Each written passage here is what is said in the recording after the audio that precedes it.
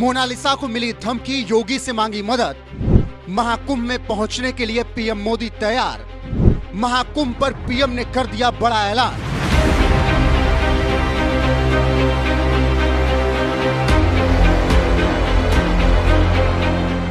प्रयागराज के महाकुंभ में भजन कीर्तन, आध्यात्मिकता और साधु संतों के समागम के बीच एक बिटिया की खूबसूरती के खूब चर्चे हो रहे हैं। इंदौर से आई मोनालिसा अपनी खूबसूरती और खास अंदाज के चलते महाकुंभ 2025 से इंटरनेट पर तहलका मचा रही हैं।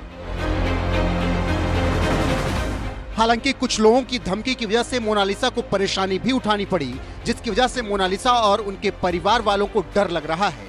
ऐसे में मोनालिसा ने यूपी के सीएम योगी आदित्यनाथ से सुरक्षा की गुहार लगाई और इसी बीच प्रधानमंत्री नरेंद्र मोदी का महाकुंभ में जाने का प्लान भी तैयार हो गया।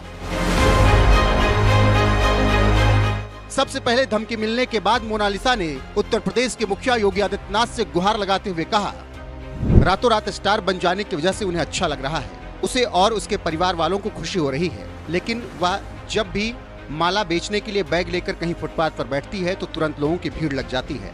लोग उन्हें घेर लेते हैं और उनके साथ ढेरों फोटो खिंचाते हैं। सीएम योगी मदद करें और सुरक्षा के इंतजाम करें ताकि माला बेचकर अपने परिवार का पेट पाल सकें। मोनालिसा के वायरल होने, सीएम योगी से मदद मांगने के बीच अब पीएम मोदी की भी चर्चा होने लगी है, क्योंकि इसी बीच अब पीएम मोदी भी महाकुंभ में पहुंचने वाले हैं। माना जा रहा है कि पीएम मोदी 8 या 9 फरवरी को प्रयागराज महाकुंभ पहुंच सकते हैं। महाकुंभ में आगमन के दौरान पीएम मोदी संगम में स्नान करेंगे। वहीं पीएम मोदी के पहुंचने से पहले मोनालिसा की खूब चर्चा हो रही है, लेकिन मोनालिसा को परेशानी उठानी पड़ रही है। फिलहाल माला बेचने वाली मोनालिसा अपनी खूबसूरती की वजह से महाकुंभ में चर्चा का विषय बनी हुई हैं। उनकी आंखें बेहद ही खूबसूरत हैं। मोनालिसा हर वक्त मुस्कुराती रहती हैं। शर्मीले अंदाज की मोनालिसा बोलती कम और हंसती ज्यादा है। वो इस कदर वायरल हो चुकी हैं कि चेहरे को मास्क या रुमाल से ढककर और चश्मा पहनकर ही बाहर निकल रही हैं। इसके बाद भी लोग उन्हें पहचान लेते हैं। अपनी खूबसूरती की वजह से वो वायरल हो रही हैं, लेकिन अब यही खूबसूरती उनके लिए मुसीबत की वजह बन गई है। खैर, महाकुंभ से वायरल हुई इस खूबसूरत मोनालिसा पर आपकी क्या राय है, कमेंट कर हमें जरूर बताएं। और इसके साथ ही मन की बात में प्रधानमंत्री नरेंद्र मोदी ने महाकुंभ को लेकर आज क्या कुछ कहा, वो भी सुन लीजिए।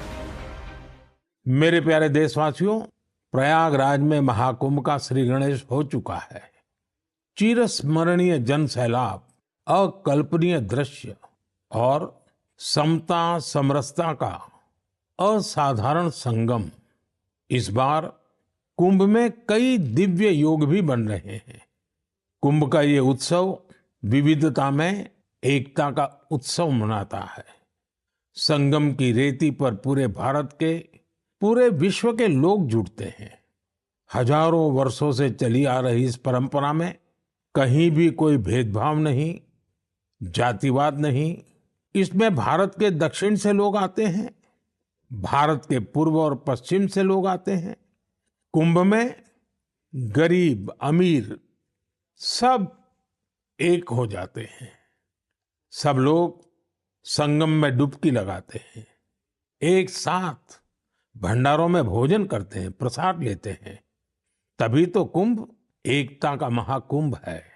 कुंभ का आयोजन हमें ये भी बताता है कि कैसे हमारी परंपराएं पूरे भारत को एक सूत्र में बांधती हैं। उत्तर से दक्षिण तक मान्यताओं को मानने के तरीके एक जैसे ही है। एक तरफ प्रयागराज, उज्जैन, नासिक और हरिद्वार में कुंभ का आयोजन होता है, वैसे ही दक्षिण भूभाग में गोदावरी, कृष्णा, नर्मदा और कावेरी नदी के तटों पर पुष्करम होते हैं। ये दोनों ही पर्व हमारी पवित्र नदियों से, उनकी मान्यताओं से जुड़े हुए हैं। इसी तरह कुंभकोणम से तिरुक्कड़ियूर, कुड़वासल से तिरुचेरै अनेक ऐसे मंदिर हैं जिनकी परंपराएं कुंभ से जुड़ी हुई हैं। साथियों, इस बार आप सब ने देखा होगा कि कुंभ में युवाओं की भागीदारी बहुत व्यापक रूप में नजर आती है।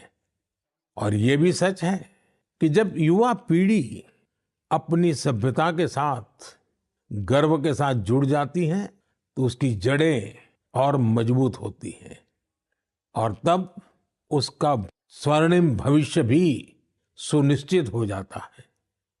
हम इस बार कुंभ के डिजिटल फुटप्रिंट्स भी इतने बड़े स्केल पर देख रहे हैं। कुंभ की ये वैश्विक लोकप्रियता हर भारतीय के लिए गर्व की बात है।